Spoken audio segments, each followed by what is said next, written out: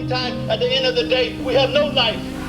We must have soul, and soul means you are my brother. Whether you're a woman, whether you're a man, it must not be history anymore. It must be their story. It must be our story. It must not be his story. It must be her story.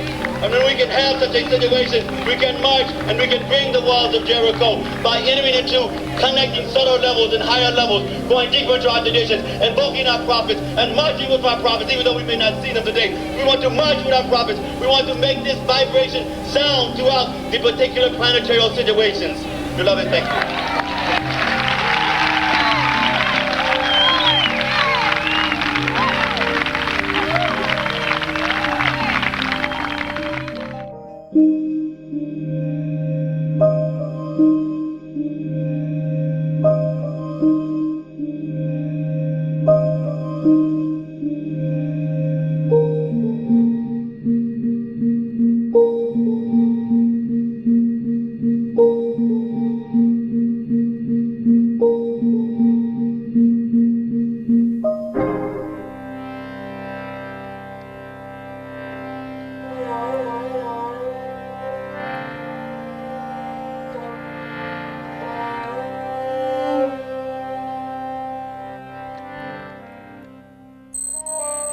Bhakti Tirtha was given my name.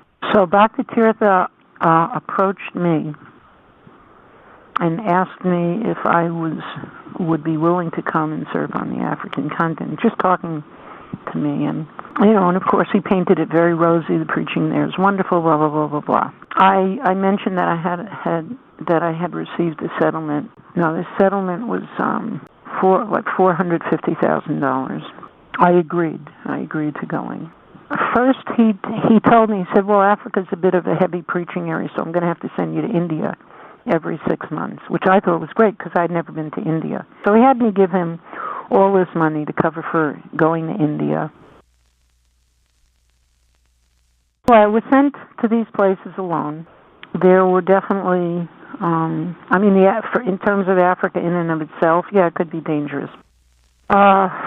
I think my mind has probably blocked out a lot of it because it's so painful. Bhakti Tirtha had given me instruction, I found out later. People, for instance, were devotees, and even my brother and my mother even had written me letters on the African continent, but I never received these letters. And then I found, and even people had given packages to Bhakti Tirtha to give to me, and they were never ever given. And then I found when I went back to the United States, different devotees were asking me, did you get the package I sent? Did you get the letter? And it was like, no, I never got anything. Bhakti Tirtha had told the temple presidents also not to give me any letters that came for me. Bhakti Tirtha also, when I got back to the U.S., did not give to the devotees. When I sent packages to them, he did not give them to the devotees on the African continent who I had sent them for. He was not only not a pure devotee, the guy was very controlling, manipulative, and demonic. He was into, doing black tantra, and there was a lot of stuff. Even at one point, he tried to give me a book to get me to, which was about black tantra. And I told him, I said, I'm not interested. Just not interested in it. There's a lot deeper going on in the movement. I'll just say that Bhakti Tirtha put me in some very, very dangerous situations. It was always also his politics. Bhakti Tirtha would take my passport. First of all, he never sent me to India. He kept all of that money. Everything in terms of on the African continent I had funded with this settlement, from airfares, including paying his airfare. Oh God, now something's coming up. To prasad distribution to books. I always knew he wasn't a pure devotee. Because of, just his politics and stuff, I always knew that, but I accepted his authority and I accepted him as guru because ISKCON made him a guru.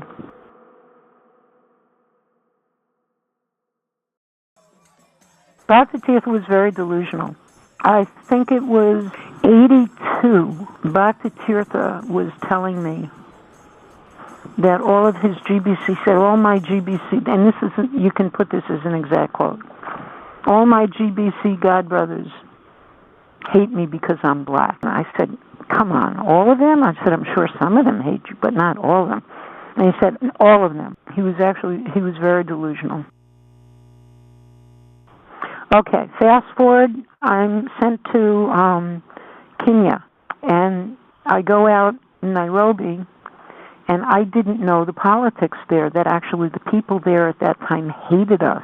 I went out, of course I didn't know, I just went out like I usually go out. I had arrived in the evening, and then the next day I went out to do Harinam with book distribution. And I asked someone where downtown was, and they actually set me up. They directed me to an area which was the most dangerous area in Nairobi, which I found out later. And I ended up getting attacked by 5 men, to the point where I literally lost my language.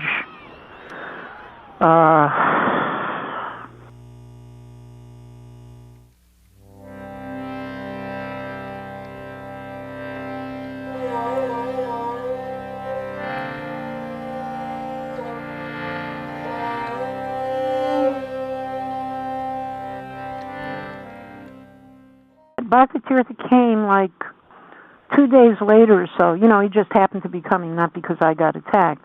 But Bhakti Tirtha could see that I couldn't speak properly. I was physically injured.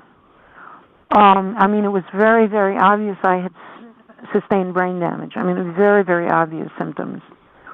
And Bhakti Tirtha had been trained in psychology. Well, Bhakti Tirtha never even sent me to a doctor. Nothing.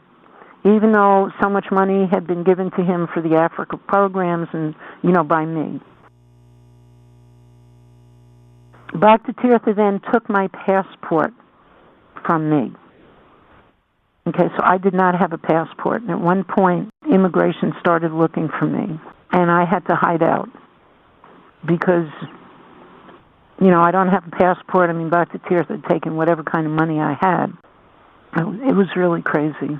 Because if they get a white woman, they'll put, you know, rape her and put you in jail, rape you, and, you know. Anyway, I wrote to Bhakti Tirtha because I was in such a dire situation. I told him I'm fasting until, you know, somehow or another I get out of here. You have to come and get me out. You took my passport. You know, there's nothing I can do. And anyway, finally Bhakti Tirtha came. So you also understand things were run differently then under Bhakti Tirtha, which, you know, basically he was the boss of everything, which I now realized was actually against Srila Prabhupada's instructions in terms of the way certain things work, because the temple president's supposed to be independent, but anyway, the GBC has changed everything and how ISKCON was run and how Prabhupada wanted things done. See, what Bhakti Tirtha would do, he would play politics, you know, divide and conquer and make enemies.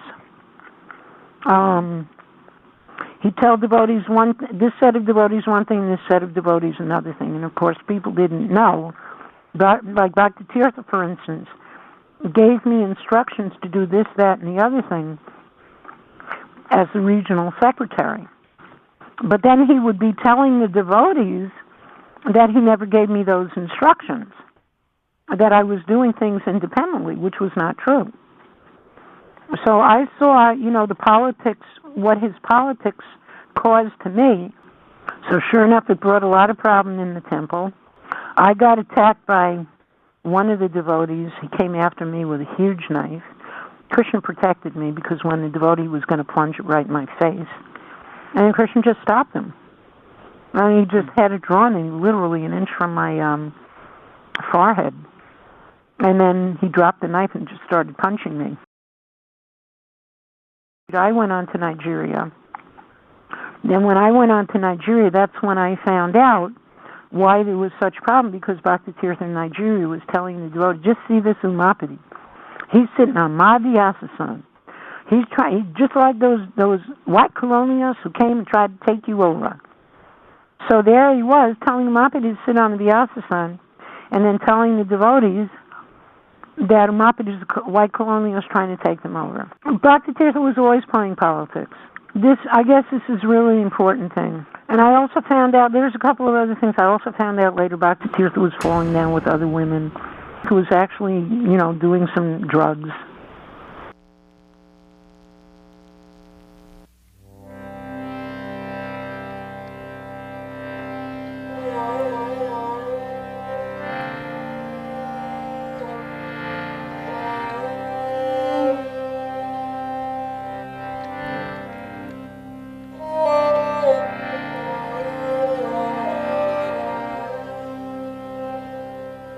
In regards to Ladini, okay, but they left together from the United States.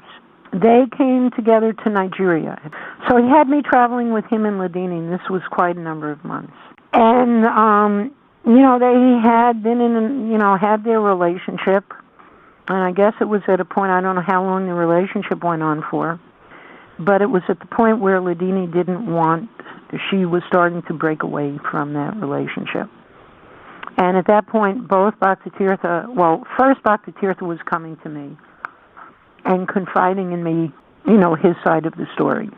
She's trying to pull me down and blah, blah, blah, and then he's showing me these bizarre letters that she had written to him.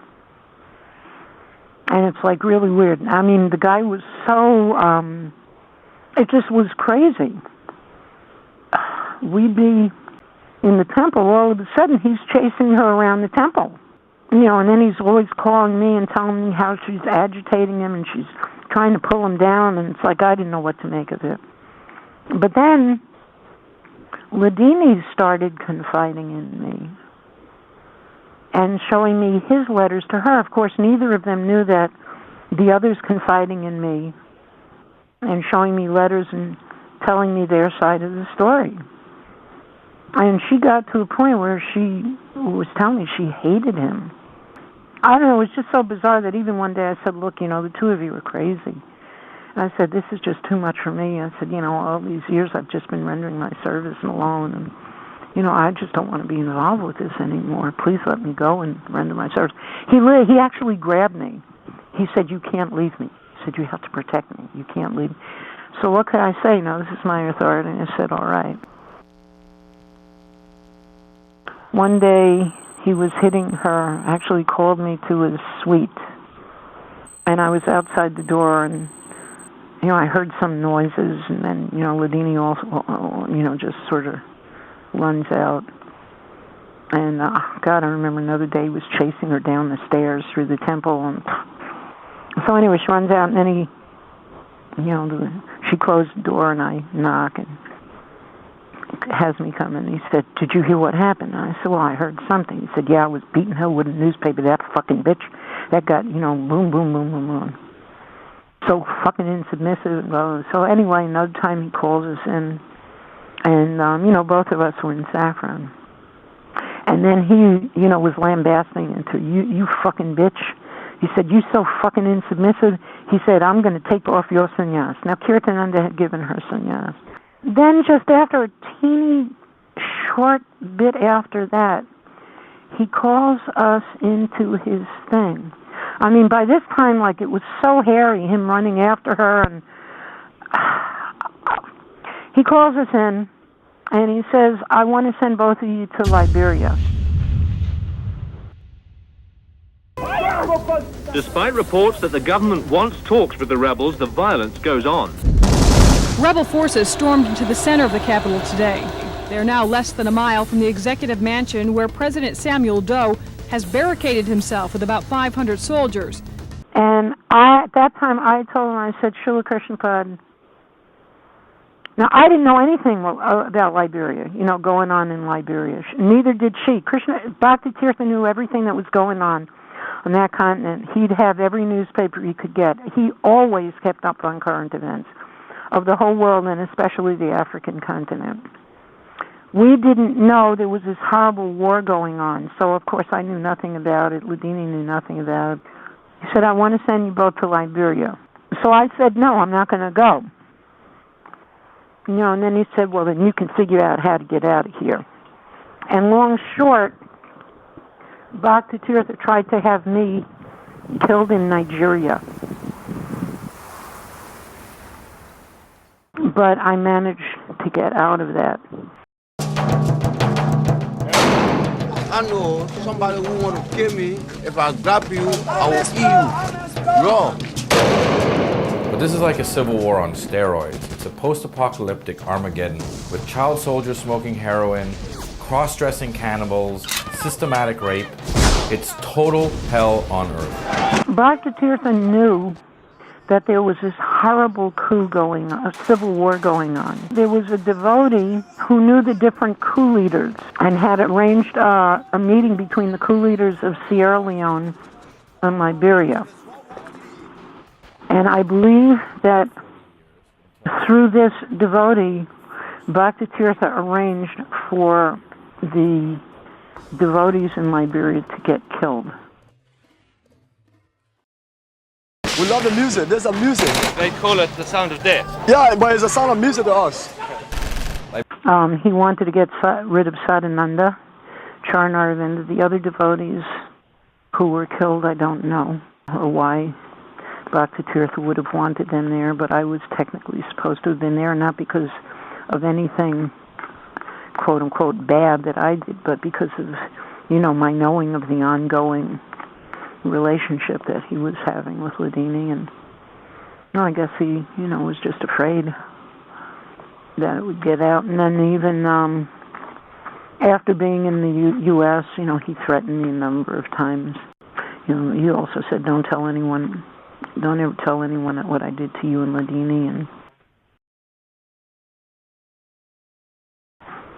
so I was receiving some mail from one of the devotees in Liberia who was telling me what was going on. And I said, you have to get out of there. Get my god sister out of there, because she didn't know anything about Africa. She had been traveling around Bhakti Tirtha. Said, get her out of there and get yourselves out of there. Because, they're going to follow their guru, right? Who was telling them to stay. But I was hoping that maybe as their aunt, they might listen to me because I had lived with him. But anyway, long short, they didn't get out. Bhakti Tirtha, he was saying Bhakti Tirtha was telling them to stay. And here I'm trying to tell them to leave, and then I thought, well, I got to go and get them out. I didn't even realize things were as bad as they were. And I went to try to get the devotees out, and when I reached, they were killed. They'd already been killed. Two devotees have escaped. See, the problem with this is people are covering it up. People who know they're covering it up. I presented the evidence to the GBC in 1991. And nothing was ever done about it. Also interesting, I didn't know this at the time. I found out years later, and it was definitely confirmed. When Shivaram Maharaj became chairman of the GBC in 1990, Bhakti Tirtha presented to him that the GBC should make a resolution that sannyasis be allowed to have sex once a month. Actually, between that and some other things, GBC knew that Bhakti Tirtha was, let's say, not corrective of mind. And they had wanted to kick him off for years. They found that out. And they couldn't because of the politics, because they knew that if they tried to, he'd, organize the black body devotees against the GBC. When I finally got back to the U.S., Bhakti Tirtha was shocked because it was like the ghost came out of the coffin, because I was supposed to have been killed. And, he had me booted out of ISKCON, told people that I was crazy, mentally ill, blah, blah, blah. She went through so many head injuries. And of course, I didn't even know that ISKCON was all corrupt, but I gradually found out. And when I tried to address, this issue for years, and of course I gradually found out more and more of what was the situation. You know, they're all corrupt. Some devotees over the years would come to me and tell me things that Bhakti Tirtha did to them. Bhakti Tirtha's had devotees beaten up. One devotee who was his disciple said she's so glad that Krishna took Bhakti Tirtha because she said he knew he was going to have her killed. There's just a real lot. The problem is that devotees don't say anything. So when we as an individual said something, people just don't believe it. Even when you put the proof. And, for me as a person, I was saying things for a long, long time about different leaders, and it's just, I figured, there's no point even anymore. Krishna, if you want to go exposing this, and, you can figure out your own way. I've said what I've said. I've tried to, for many, many years I was talking about these things, speaking about the leaders. At this point, you don't even know who's on which side and what they're doing what for. Oh, this is another thing. Bhakti Tirtha was teaching his disciples. He taught a lot of off-the-wall things. First of all, he was very much on the bodily platform. As a matter of fact, he had asked Srila Prabhupada a question. Somehow I was lucky to sit very close to Srila Prabhupada. I was still at the University of Princeton, and I remember asking one question that was bothering me. See, when I would come to the temple in New York, I graduated from Princeton by that time, and I was in suits, and I was working as an assistant to the public defender. Everybody copy this. How do you feel when you do this? Yeah, you're hatching a good plan, aren't you? You're pretty smart. You are in charge. In fact, the word that goes with this is confidence. If you're feeling confident, like, I know what I'm talking about, I'm in charge, I'm an expert. This is one that may appear, you may unconsciously use it. But if you intentionally use this, in situations where you feel intense or nervous, it does two things. First is, when you intentionally take the gesture as you just did, you start to feel more confident, in charge. In charge of my emotions. Importantly, the person who sees you do it, it's a feeling. You seem to know what you're about. You know what it was? When I first met that guy or that woman, they just seemed to have a confident attitude. Well, no, they were probably intentionally doing things to create that, to reassure themselves and to make you feel good. Fake it until you make it. Now, if you keep on doing this as part of your repertoire, eventually you will constantly, when you do this, you will feel confident about what you're talking about, even when you don't. So you can go into politics. The public defender in New Jersey. And I was a little puffed up, I graduated from this good school and had a nice job, and I was quite young. But not many devotees would preach to me. And there was probably many reasons. One, they probably saw I was puffed up.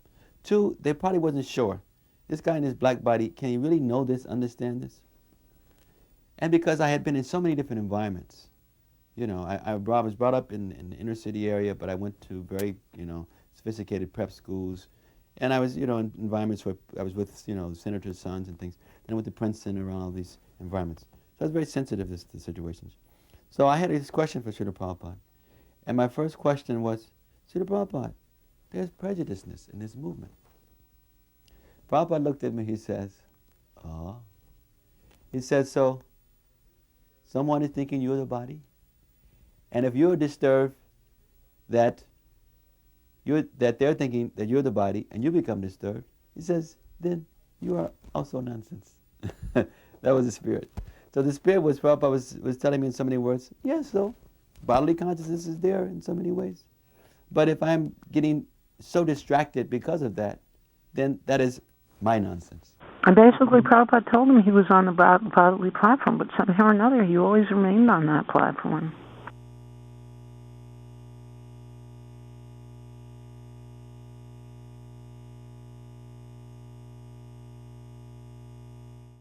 He told some African disciples that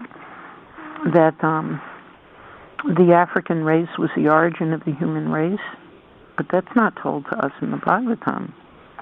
I couldn't care less who's the origin, but I'm just saying that wasn't the conclusion of the Bhagavatam.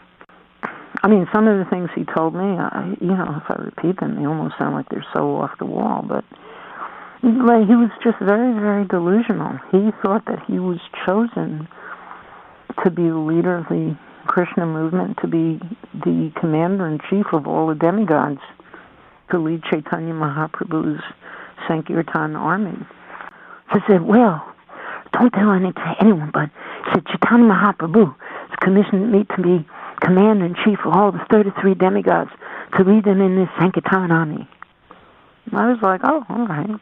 And then there were some other things about how his astrological chart was, the astrologer who did his astrological chart was the person who did Srila Prabhupada's chart, and that his chart's exactly like Prabhupada's chart, and even better. I can just say that this person was a very, very deluded person.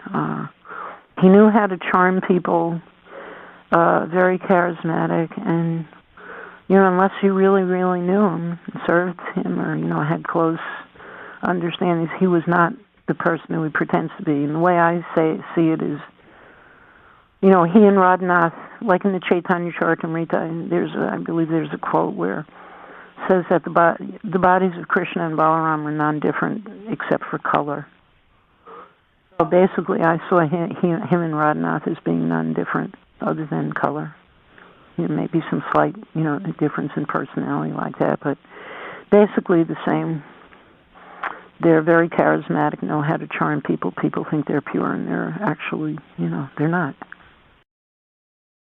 Bhakti Tirtha never wanted, you know, unless it was, Africa to come and preach, but they never wanted people, any of the senior devotees in their temples.